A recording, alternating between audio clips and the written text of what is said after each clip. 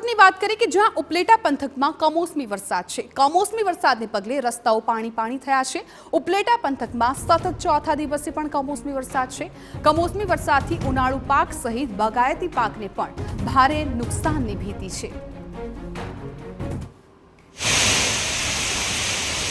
તો રાજકોટ પંથકમાં પણ અત્યારે કમોસમી વરસાદનો માહોલ જોવા મળી રહ્યો છે। કમોસમી વરસાદને કારણે રસ્તાઓ પાણી થઈ ગયા છે। ખાસ તો આ દ્રશ્યો આપ ઉપલેટા પંથકના જોઈ રહ્યા છો કે જ્યાં સતત ચોથા દિવસે પણ કમોસમી વરસાદનો કહેર જોવા મળ્યો છે।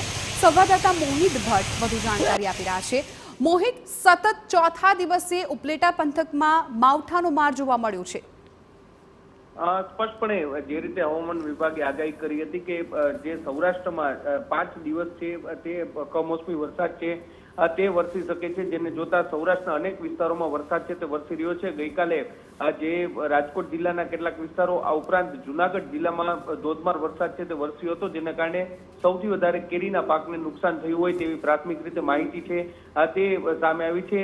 આજે પણ જે ઉપલેટા પંથકમાં સતત ચોથા દિવસે કમોસમી વરસાદ છે તે પડી રહ્યો છે। જે રીતે કમોસમી વરસાદ પડી રહ્યો છે તેને કારણે લોકોને અસહ્ય ગરમી અને બફારાથી રાહત મળી રહી છે, પરંતુ ખેડૂતોની ચિંતા છે તે વધી રહી છે। ખાસ કરીને જે તલનો પાક છે તે ઉનાળાના સમયમાં વધારે તેનું વાવેતર થતું હોય છે, ત્યારે તેને નુકસાન છે તે પહોંચતું હોય તેવું અત્યારે સ્પષ્ટપણે લાગી રહ્યું છે। હજુ પણ હવામાન વિભાગે એક દિવસ જે વાતાવરણમાં ડિસ્ટર્બન્સ રહે તેવી આગાહી કરી છે, તેને જોતા જરૂરથી ધરતીપુત્રોની ચિંતામાં વધારો થયો છે। સૌરાષ્ટ્રના જે ઉપલેટાની સાથે સાથે ધોરાજી જસદણ પંથકમાં પણ કમોસમી વરસાદ છે તે નોંધાયો છે અને કેટલાક વિસ્તારોમાં જે વાદળછાયું વાતાવરણ છે તે થયું છે, જેના કારણે લોકોને ગરમીથી અત્યારે રાહત મળતી હોય તેવું લાગી રહ્યું છે। જી બિલકુલ મોહિત, આભાર સમગ્ર માહિતી બદલ। તો હવામાન વિભાગે જે પ્રકારે આગાહી કરી છે એ પ્રકારે અત્યારે રાજકોટ પંથકમાં કમોસમી વરસાદ છે એ વરસ્યો છે। ખાસ તો ઉપલેટા પંથકમાં સતત ચોથા દિવસે લોકોને માવઠાનો માર સહન કરવાનો વારો આવ્યો છે।